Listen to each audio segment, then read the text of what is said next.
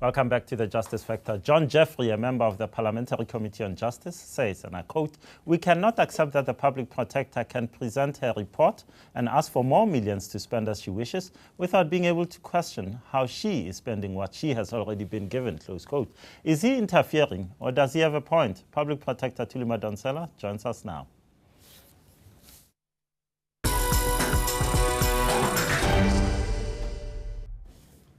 Public Protector, welcome to the show. Let's answer John Jeffrey. He does have a point. You should account to all of us how you're using our money.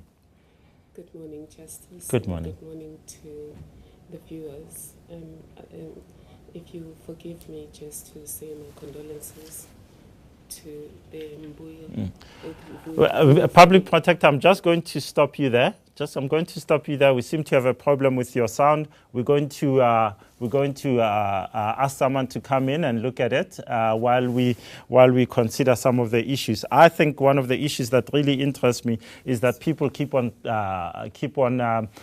quoting the Constitution about whether the Public Protector has the right to say that, in fact, Parliament can ask certain questions about what she does and can determine the cases that she is pursuing. Can we check that mic now? You were saying? Am I okay?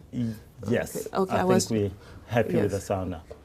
Thank you so much. I was asking just for an opportunity to say my condolences to Vuyo Mbuli's family. It is quite a sad day for South Africa and for journalism in this country. It is a big loss indeed. Yes. So does Parliament have a point? Several people have pointed out that actually what you are behaving in a manner that suggests that you are untouchable and that Parliament and parliamentarians have the right in those committees to ask particular questions about the cases that you investigate. Do you agree with that?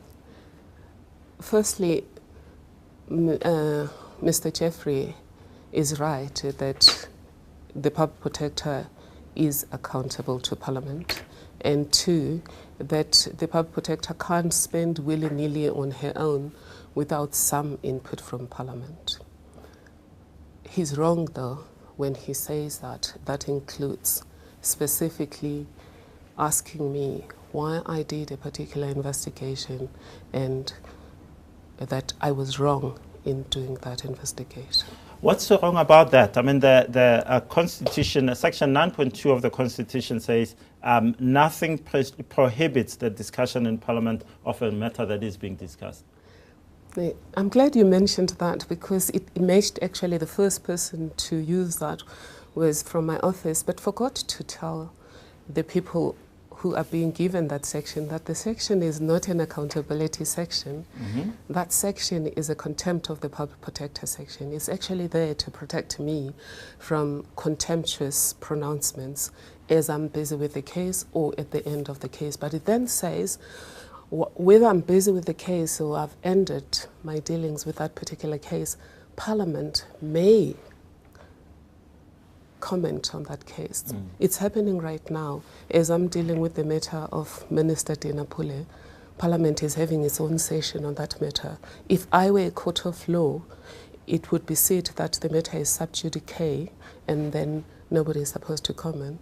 What people are not saying is that the accountability clause in the Public Protector Act, is Section 8.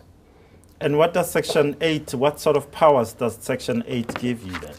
Section 8 gives me the power to issue a report in a manner I deem fit.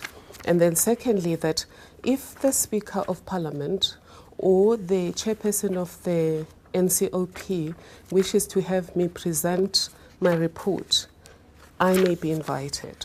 And that is Section 8.2. B, the Public Protector shall at any time submit a report to the National Assembly on the findings of a particular investigation. Again, it's about findings, not about why did I do it.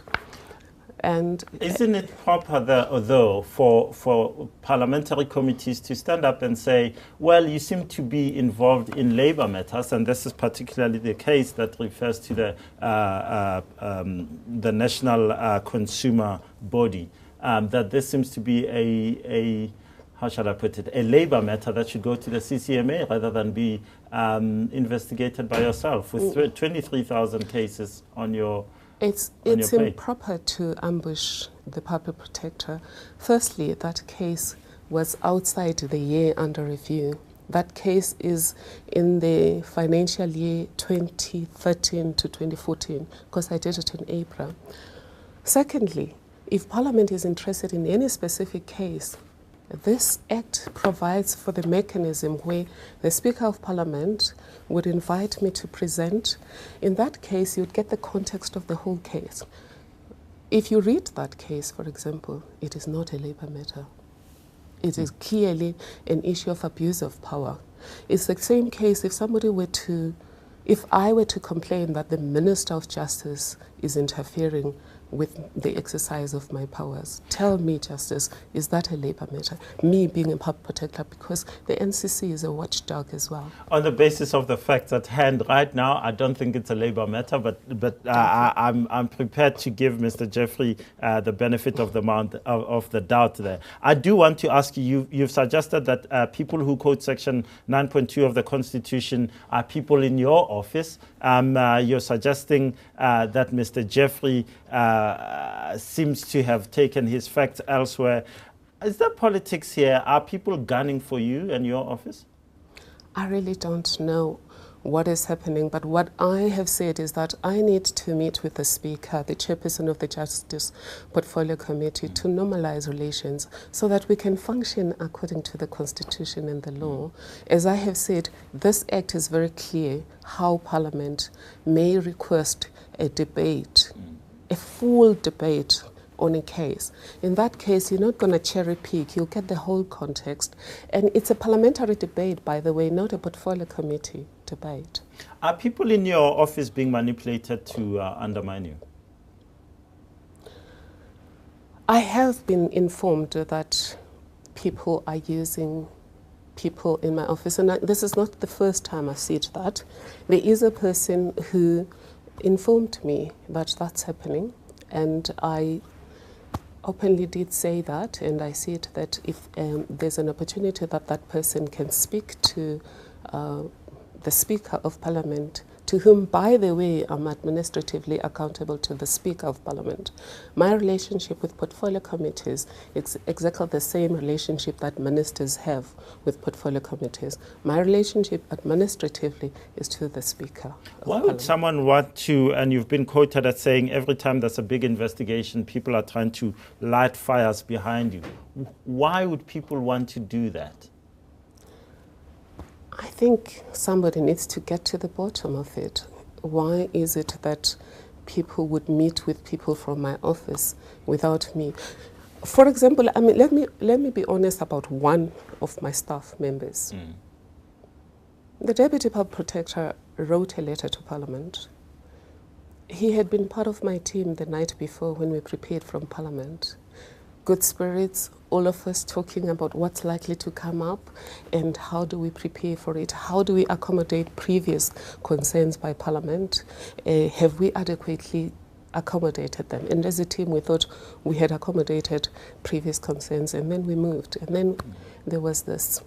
Previously, whenever there's been disagreement between me and Parliament, after that, it's up to me as the captain of the team to go back to the chairperson of the Justice Portfolio Committee to see whether or not there are problems with the relationship and deal with it. In this particular case, that didn't happen.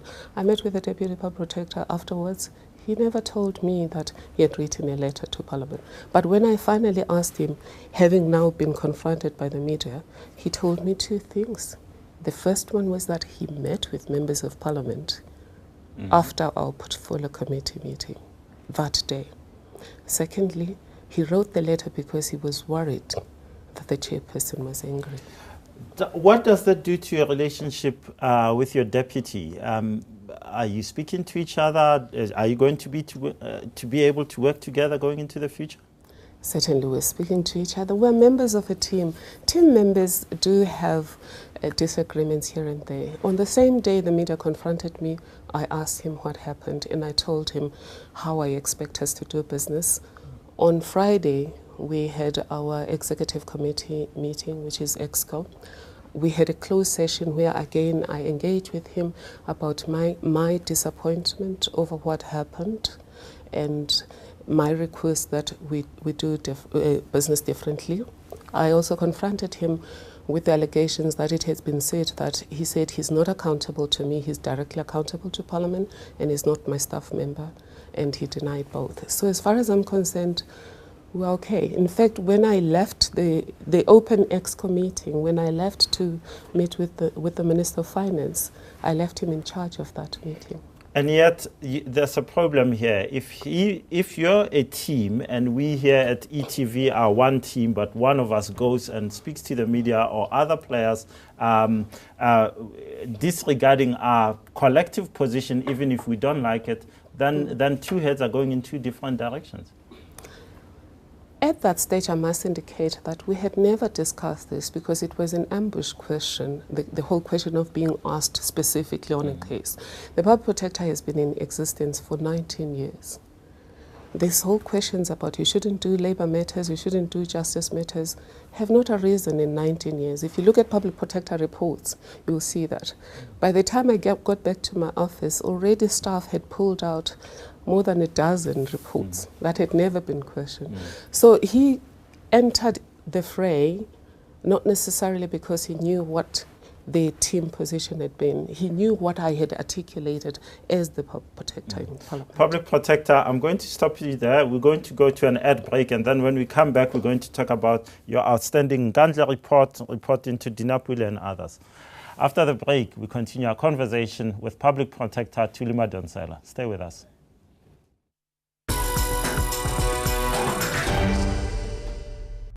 News that moves. ENCA.com.